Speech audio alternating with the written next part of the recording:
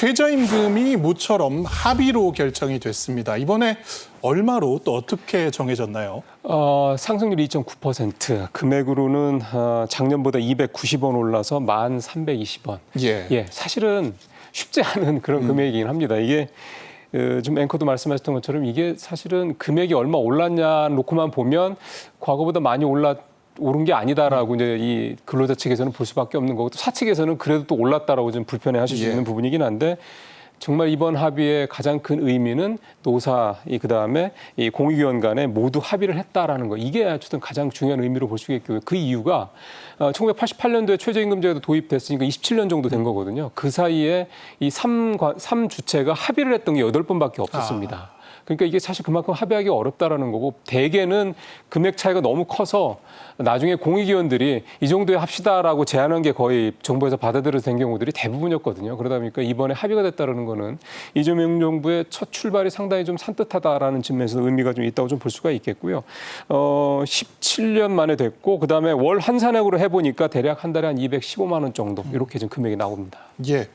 말씀해 주신 것처럼 고무적인 부분은 역시 17년 만에 합의로 최저임금이 결정이 됐다는 것인데 어떻게 이런 결과가 나올 수 있었는지요? 아무래도 제가 생각하시는 이재명 정부의 노동 존중에 대한 노동계의 화답이 아닐까라는 생각이 듭니다. 아시다시피 지난 대선 때 사실 이재명 후보의 그 공동선대위원장 중에 한 분이 한국 노총위원장인 김동민 위원장이 그걸 같이 선거운동을 했고요.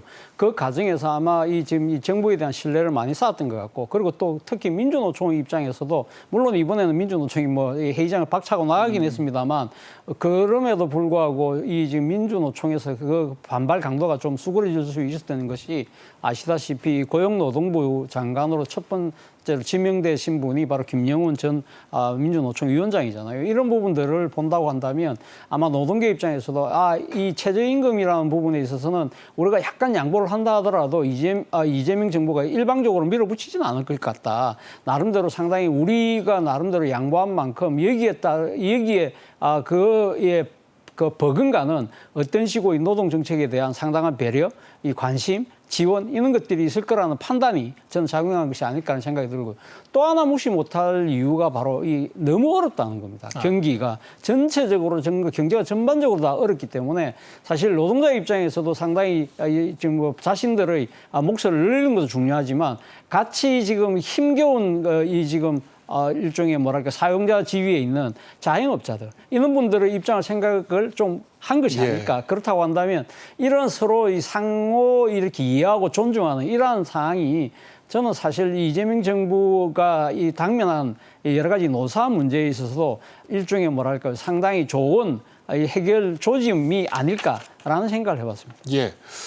17년 만에 합의 결정은 굉장히 환영할 만한 일입니다만 인상률은 사실상 그렇죠. 역대 정부의 첫 해로서 보면은 거의 최하 수준이긴 그렇죠. 합니다. 네. 기록을 보니까 그 김대중 정부 그러니까 IMF 구제금융 신청 직후에 아마 이 수준이었던 것 같은데 그만큼 상황이 안 좋은 것 같습니다. 그렇죠. 김민석 국무총리도 그래서 취임하자마자 했던 얘기가 지금은 IMF급의 그런 경제 위기 상황이다 이렇게 얘기를 했던 거고요. 실제로 좀 표에도 좀 나옵니다만 역대 정부 첫 해 최저임금 인상률 김대중 정부 때 2.7%, 그다음에 이번에 이제 2.9% 이렇게 좀 되죠.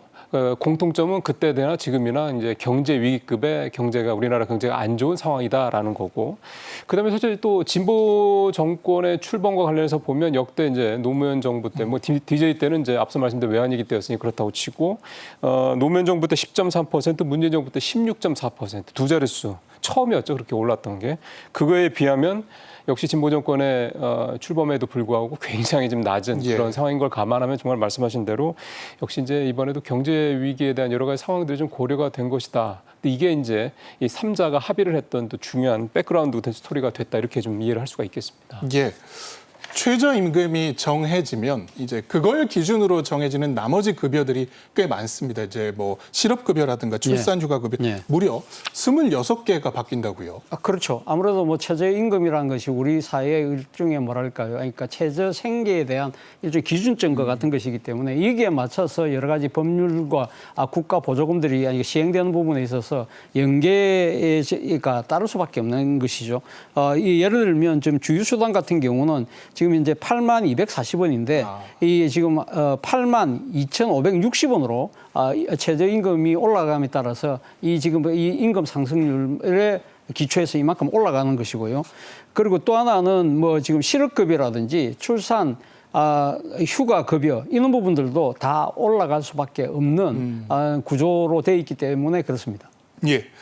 자, 실업급여 아무래도 최근에 관심이 네. 많은 분야 같습니다. 갑작스럽게 실업을 했을 때 받을 수 있는 돈인데 얼마나 오르게 됩니까?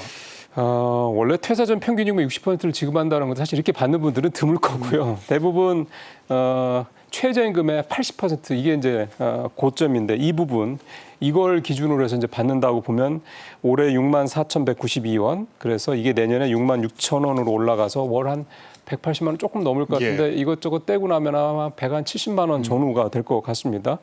이게 이제 최저임금도 이 최저임금이 실업급여의 이제 기준. 근데 이 기준이 되는 게 이제 하한선, 그러니까 가장 낮은 금액에 이제 기준이 되는 그런 게 되고요. 이게 이제 실업급여뿐 아니라 고용촉진 장려금. 이거는 이제 고용을 촉진했을 때 기업들이 받는 거죠. 요거 그다음에 각종 산업재해와 관련된 보상금, 직업훈련수당, 현장 실습비 등등등 이런 것들이 다 그 하한선 최저 금액을 다 이 최저임금을 기준으로 좀 받고 있었던. 근데 사실 이번에 뭐 2.9%밖에 안 올랐기 때문에 상승률로만 따지면 상승폭이 그렇게 크지는 않겠다 이렇게 좀 볼 수가 있겠습니다. 예. 그다음에 함께 영향을 받는 분야가 이제 사회보장제도 관련한 네. 것입니다. 이제 기초생활수급자나 차상위 계층 선정할 때도 혹시 이런 자료가 같이 참고가 되는 건가요? 예, 당연히 그렇습니다. 그러니까 사회보장기본법에 따르면 국가나 지자체는 그러니까 사회보장급여 수준을 결정할 때 최저 보상 수준과 최저임금을 고려해서 정하도록 되어 있거든요. 예를 들면 사회보장급여라 하면 생계급여라든지 의료급여라든지 주거급여, 교육급여 이런 부분들을 그러니까 기준을 정할 때 최저임금하고 연동돼 있기 때문에 아무래도 최저임금이 좀 올라가게 되면 여기에 따라서 상승이 있을 거라는 생각이 들고요. 또 하나는 예를 들면 불법적으로 그 국가의 잘못으로 해서 구금이 된 경우 있잖아요. 예. 이런 경우에는 사실 그러니까 이 부당하게 구금돼 있다고 한다면 거기에 대한 보상을 청구할 수 있잖아요. 여기에 대한 보상금도 이 최저임금의 이 상승에 따라서 올라가도록 되어 있습니다. 그 1급 최저임금액의 5배 수준으로 지금 돼 있기 때문에 아무래도 최저임금이 올라가면 여기도 조금 이 상승분이 반영될 수밖에 없습니다.